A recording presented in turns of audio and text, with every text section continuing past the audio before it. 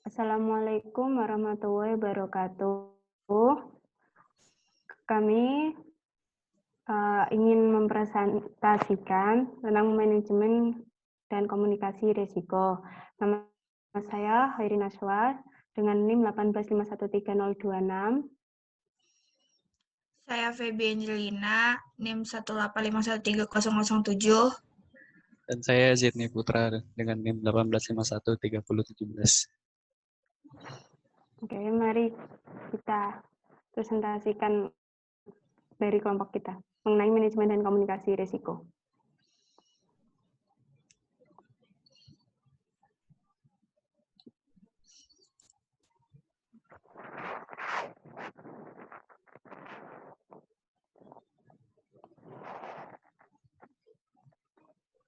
Next. Oke, ini adalah latar belakang dari PT Ajinomoto itu berkembangnya teknologi yang semakin pesat dapat mengakibatkan semakin meningkatnya kegiatan industri yang ada di Indonesia. Nah, hal tersebut memberikan dampak positif dan negatif. Nah, dampak positifnya yaitu memberikan keuntungan, sedangkan dampak negatifnya memberikan kerugian bagi lingkungan, seperti pencemaran dan kerusakan lingkungan akibat dari limbah yang dihasilkan. Untuk menghindari efek negatif tersebut, maka perlu dilakukan manajemen risiko lingkungan untuk mengidentifikasi bahaya lingkungan, menganalisa kemungkinan dan konsekuensi, serta mengatur hasil tingkat risiko. Next.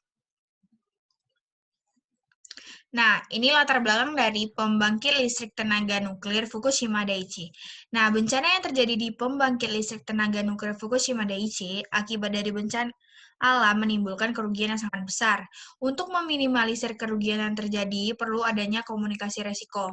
Akan tetapi, komunikasi resiko yang dilakukan selama kecelakaan di tahun 2011 tersebut belum maksimal dan dihadapkan oleh berbagai tantangan. Seperti kegagalan manajemen darurat oleh kelompok manajemen darurat untuk mengkomunikasikan tindakan perlindungan kepada publik selama kecelakaan Fukushima terjadi. Nah, yang selanjutnya itu ada kegagalan untuk mengkomunikasikan ketidakpastian mengenai keadaan darurat yang sedang berlangsung. Terus ketidakmampuan para ahli untuk mengakui ketidakpastian mengenai efek kesehatan radiasi, ketidakmampuan untuk menangani ketakutan publik, serta kurangnya keterlibatan pemangku kepentingan dalam pengambilan keputusan. Nah, perbaikan untuk manajemen risiko perlu dilakukan agar kejadian tersebut tidak terulang kembali. Next.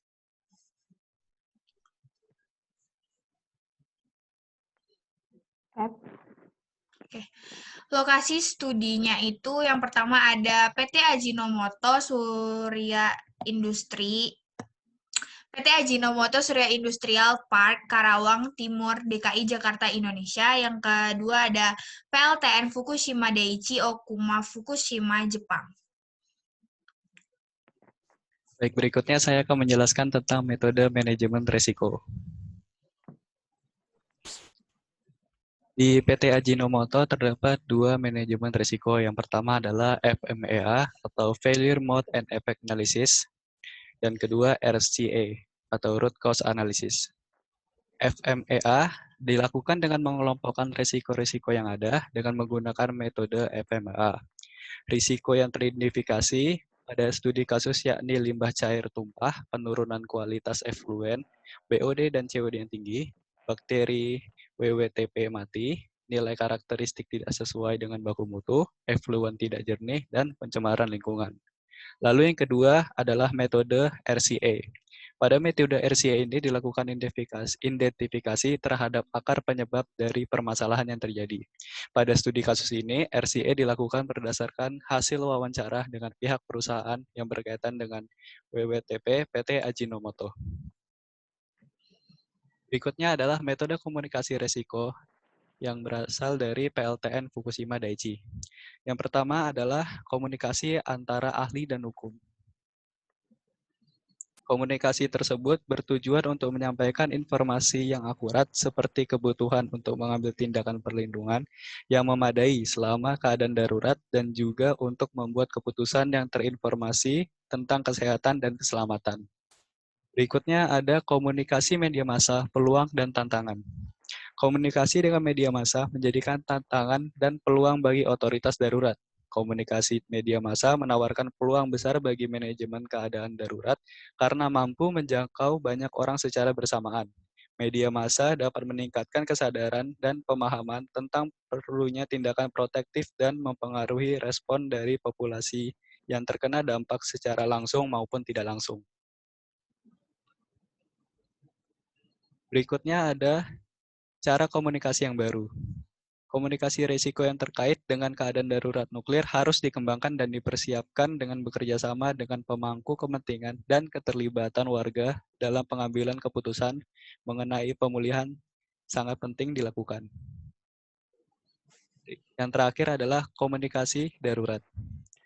Dari sudut pandang komunikasi yang terjadi, otoritas Jepang, otoritas kesehatan nuklir di seluruh dunia, media tradisional, dan publik tidak siap menghadapi kecelakaan nuklir sebesar yang terjadi di Fukushima.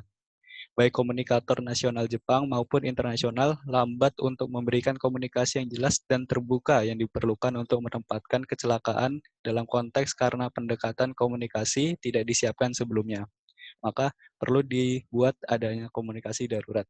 Dari permasalahan ini dapat dilakukan untuk mengembangkan materi komunikasi yang harus diuji dalam latihan kedaruratan nuklir di masa yang akan mendatang. Selanjutnya, yakni kelebihan dan kekurangan. Kelebihan dan kekurangan dari metode manajemen risiko di PT Ajinomoto. Yang pertama dari FME, Failure Mode and Effective Analysis. Di sini, kelebihannya yakni dapat digunakan untuk menangkap potensi kegagalan atau resiko dan dampak dengan memprioritaskan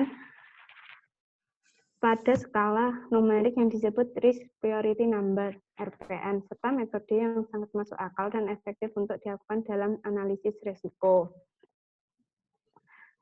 Terus, yang kedua, yakni dapat digunakan untuk permasalahan sederhana, dapat memberikan gambaran detail permasalahan atau risiko apa yang akan terjadi, dan sering digunakan untuk menginvestigasi akar permasalahan. Kekurangan dari FMA ini, yakni yang pertama implementasi metode yang membutuhkan input cukup besar, sulit untuk memperkirakan keadaan kegagalan yang sebagian dari bagian-bagian proses. Yang kedua, hubungan antar penyebab tidak langsung terlihat, serta interaksi antar komponen tidak dapat diidentifikasikan. Next. Yang selanjutnya, yakni kelebihan dan kekurangan dari metode komunikasi risiko dari PLTN Fukushima Daiichi. Kelebihannya yakni meningkatkan kesadaran dan pemahaman mengenai berbagai persoalan spesifik yang harus dipertimbangkan selama proses analisis risiko. Yang kedua, dapat meningkatkan konsistensi dan keterbukaan dalam pengambilan keputusan, manajemen risiko-risiko dan implementasinya. Yang ketiga, kelebihannya yakni dapat memberikan landasan yang aman untuk memahami keputusan manajemen risiko yang diusulkan atau diimplementasikan, dan lain sebagainya. Kekurangan dari metode komunikasi risiko dalam kasus PLTN Fukushima Daiichi ini, yang pertama perbedaan komunikasi antara pihak satu dengan yang lainnya, kurangnya kesiapan manajemen darurat dalam menyajikan komunikasi risiko, dan yang ketiga, ini kurang kepercayaan masyarakat yang terdampak terhadap otoritas maupun manajemen darurat, dan lain sebagainya. Next. Sekian presentasi dari kelompok kami. Apabila ada kesalahan, kami mohon maaf. Jika ada pertanyaan, silahkan meninggalkan di kolom komentar. Sekian, terima kasih. Wassalamualaikum warahmatullahi wabarakatuh.